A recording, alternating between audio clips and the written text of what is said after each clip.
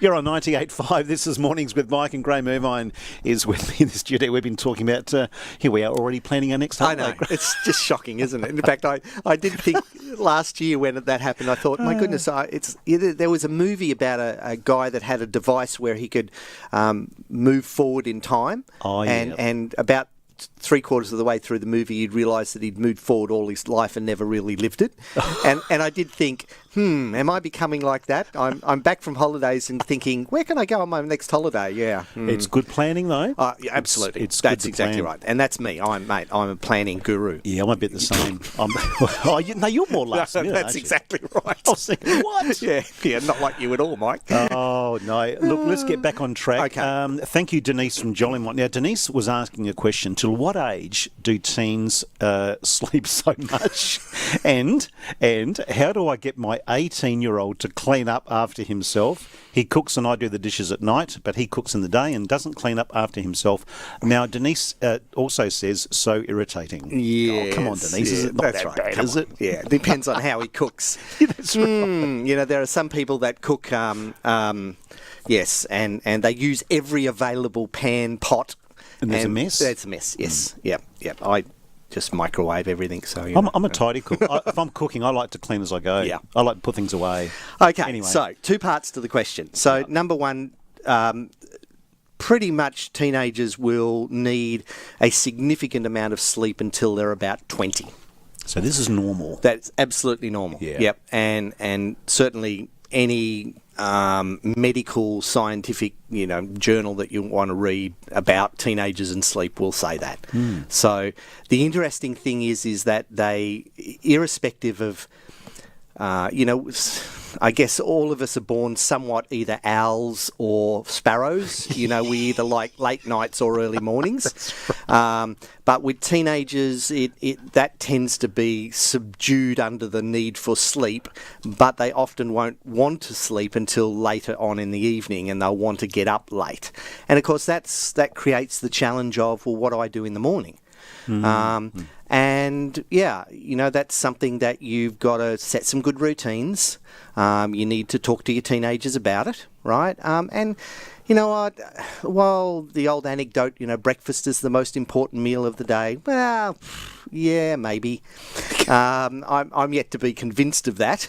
But if the stress levels in the home are elevated because mum's so concerned or dad's so concerned about the teenager getting up late and not getting breakfast, I would suggest it's actually more important that you lower the stress levels than you have breakfast. Okay. So yeah, it is a matter of good routines.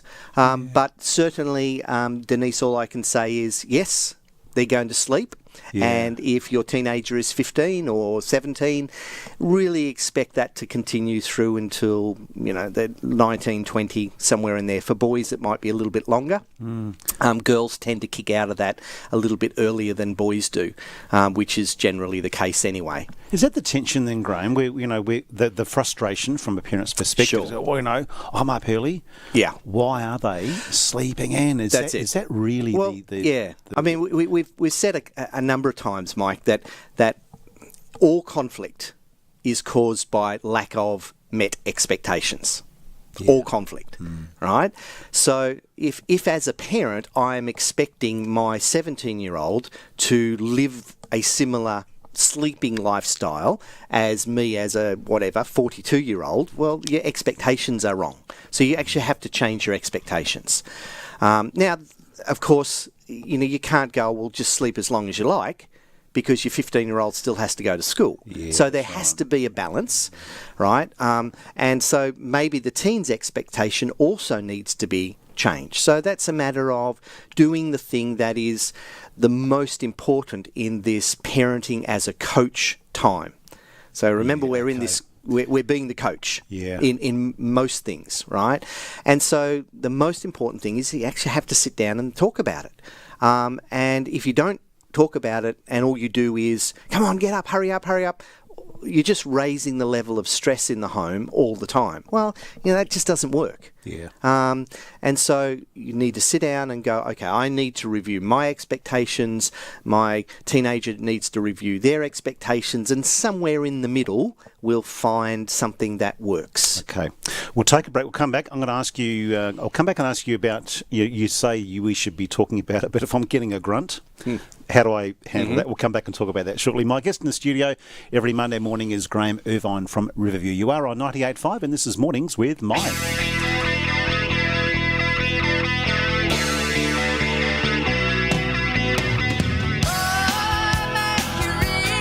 It's 98.5. This is Mornings with Mike, and Graham Irvine is with me in the studio every Monday morning. We've been talking about sleep and teenagers. Now, you mentioned about talking, Graham, to your teenagers. But yes. What if we're talking and all we're getting is a Yeah, well, that will happen.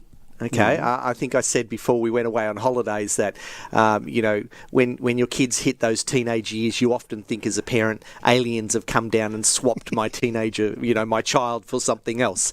But if you persist, you will, and persist correctly. Yeah, okay. And I think that's the issue here, Mike. Yeah. Sometimes as parents we think communication is only about telling our kids what to do. But certainly in this coaching role, that isn't the case. Yeah, okay. Again, I was thinking about it, I was coming in this morning. I think if we think about how we would imagine that a sports coach operated, then that gives us a very good model for how we would operate as parents. So, Mr. Simpson, who did very well on the weekend. You would have to bring that up, wouldn't Apologies to the Crows. No, we actually Oh, won. you won, did you? Well, there you go. Okay, well, then we're all good, aren't we? Even Morrow. Absolutely. Yeah. So, you can't imagine that the only thing he would do would be to tell his players what to do. Okay, yeah. Think about how he would operate as a coach. Now, are there times when he's going to be directive? Absolutely. Yeah. Right? But a coach is not always directive. That's the whole idea of a coach, is that you come alongside and you have those conversations. Well, how do you think you could have done that better? Part of the challenge, I think, as parents is that we, by and large, don't take time to learn better communication skills. Oftentimes, the only questions we ask our teenagers are closed questions. So, that's like any question that can be answered with a yes or no answer. And, they're the questions that you often get a grunt out of. Yeah, okay. But what we need to do is learn to ask open-ended questions. So, well, how do you feel about that? Or why do you think that's a better choice than that? So you're looking to draw some information.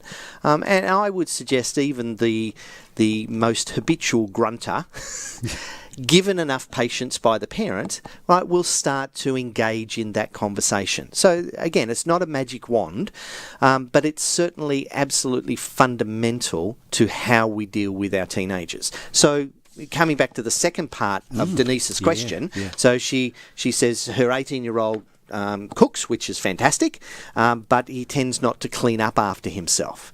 Okay, so that needs to be a conversation. Now at 18, this is a conversation between two adults. It's not a conversation between an adult and a child. It's a conversation between two adults. But still learning. Still learning, absolutely. But nevertheless, that's where I would start if I was Denise. To say, hey, look, I'm feeling really frustrated because when I come home, there's 50,000 dishes that I need to sort out. Can we talk about this?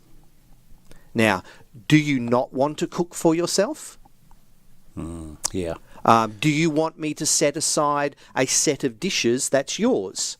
And it's your responsibility to wash those up. However that comes about. It would be if you and I worked in the same office, right, and my messy desk was spilling over to you, because that's probably the way it would go. That would be the way it would go, in fact. That's yes. right. Then you and I would have that conversation. Absolutely. Right? And we'd need to say, okay, look, this is affecting my workspace, it's affecting your workspace. How can we make this work? That's what adults do. or at least are supposed to do. That's right. Right? So at 18, I would say to Denise, you need to have an adult-to-adult conversation. And it starts with, I'm so irritated when I come home and find all of these dirty dishes because I love cooking for you, but it's so much more difficult when I have to clean up first. How can we solve this? Brilliant. And that may not be solved in one discussion, Graham. And is that probably a part of the big challenge for parents, to be patient? Yep, absolutely. Okay, we're going to have another conversation. That's exactly right. And on it goes. You know, there's a great word in the Christian faith called grace. Yeah. And we love it as far as our faith is concerned. We tend to forget it when it comes to human relationships. Yeah. You know, because we all take time. And if two family members are in a habit of doing things in a certain way, it's going to take some grace on both of their parts to change that habit. You know, I'll often say to couples that I'm working with, you've got to give each other grace to recognise that you're going to slip back into that old habit. Yeah. You just are. Yeah. Right? None of us change it instantly and overnight. Yeah. Right? And so you've got to give each other some grace and go, okay, that didn't happen real well today. How can we do that better? Brilliant, Graham. We'll continue on this discussion next Monday morning, shall we? And Sounds great. Thank you to Denise from Jolly Mont.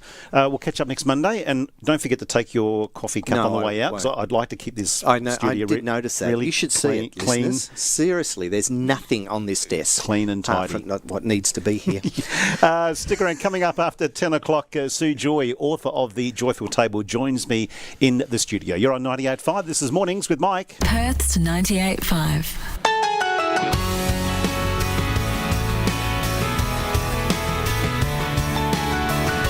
On 98.5, this is Mornings with Mike. Nice to be back after having a couple of weeks off, and it is Monday morning, which means good morning and welcome. Is that a bit loud for you, Graham Irvine? Just a little loud with your voice at this time of the morning, Mike. But that's Sorry. okay. No problem. I can just press here. See, that just reduces it. You're comfortable. You've got your I can coffee. Still hear you. Yeah, great. So I'll just keep pressing. No. Yeah. How are you, buddy? Yeah, very good. Fantastic. Bouncing back after a couple of weeks. Now, you've had holidays as well. Yes. Nice to have a break, isn't it? It was just brilliant. Yeah. Now, is this first day back for you? At work? Yes. It is. Yes. I just briefly stopped off at the office to allow my 4,872 emails to download. I think they're still downloading at the moment. Is that the worst part of holidays? Yeah. Well, actually, I've learnt to just, instead of sorting them by date, to sort them by who sent them, and then I can just block delete. Right. Yeah. I work on the theory, if you just hit delete, if it's really important... They'll get back to you. Yeah, that's exactly right. That's how I operate my phone. Yeah. If you don't leave a message, it's obviously not important. Exactly. They'll call back. No, that's right. Anyway, it is good to have you back in. It's nice to be back. Thanks, mate.